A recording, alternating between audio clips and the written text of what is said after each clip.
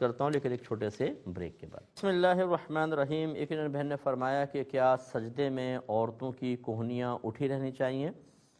دیکھیں اس کا بارہا ہم نے جواب دیا کہ عورت اور مرد کی نماز میں فرق ہے۔ یہ جو نبی کریم صلی اللہ علیہ وسلم نے ارشاد فرمایا کہ تم اسی طرح نماز پڑھو جیسے مجھے نماز پڑھتے ہوئے دیکھا، تو اس سے یہ نتیجہ نکالنا ہے کہ عورت بھی ویسی نماز پڑھے جیسے نبی کریم صلی اللہ علیہ وسلم نے نماز پڑھی ہے، یا جو سرکار نے جسے کوہنی اٹھانے کا حکم دیا کہ کتے کی طرح کوہنی بچھا کر نماز نہ پڑھو، اس کے مخاطب عورتیں بھی ہیں، ٹھیک نہیں ہے۔ مصنف ابن ابی شیبہ کی روایات میں واضح طور پہ موجود ہیں اور صحیح ترین روایات ہیں کہ حضرت علی نے مثلا دو عورتوں کو دیکھا کہ وہ اس طرح مردوں کی طرح سجدہ کر رہی تھی تو فرمایا کہ سمٹ کر سجدہ کرو۔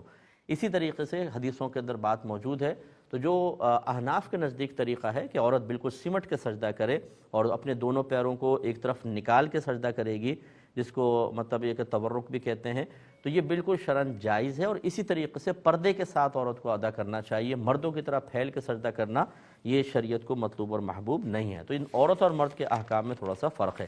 کسی سے بحث بھی نہ کریں، اگر کوئی بحث کرتا ہے اس کو کہیں بھئی ہم تو حنفی ہیں اور ہمارے پاس دلائل موجود ہیں، لہٰذا ہم اپنے طریقے پر کریں گے، آپ اگر کرنا چاہتی ہیں تو آپ پھیل کے کریں سجدہ۔ جو عورت پھیل کے سجدہ کرے اور چوڑی ہو کے کھڑی ہو، عجیب و غریب لگے گی اس کو دیکھیں، تو اس میں بے پردگی کا سا عنصر ہے، اور پردہ شریعت کو بہت زیادہ مطلوب ہے، خصوصی طور پہ ایسی جگہ جب عورت نماز پڑھ رہی ہو، جب کسی کے نظر پڑنے کا اندیشہ ہو۔